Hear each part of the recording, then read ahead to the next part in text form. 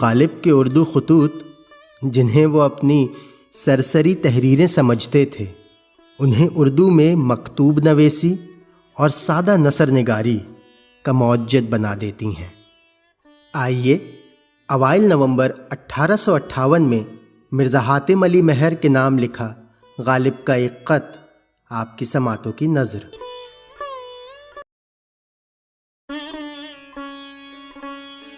مرزا صاحب، میں نے وہ انداز تحریر ایجاد کیا ہے کہ مراسلے کو مکالمہ بنا دیا ہے۔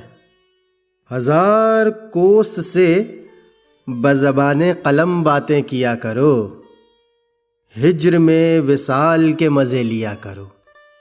کیا تم نے مجھ سے بات کرنے کی قسم کھائی ہے؟ اتنا تو کہو کہ یہ کیا بات تمہارے جی میں آئی ہے؟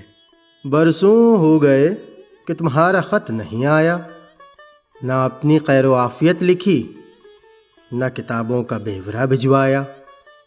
میرا کلام میرے پاس کبھی کچھ نہیں رہا۔ نواب ضیاء الدین خان اور نواب حسین مرزا جمع کر لیتے تھے، جو میں نے کہا انہوں نے لکھ لیا۔ ان دونوں کے گھر لٹ گئے، ہزاروں روپے کے کتاب خانے برباد ہوئے۔ اب میں اپنے کلام کے دیکھنے کو ترستا ہوں۔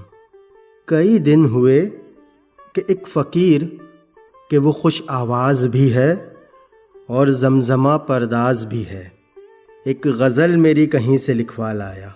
اس نے وہ کاغذ جو مجھ کو دکھایا، یقین سمجھنا کہ مجھ کو رونا آیا۔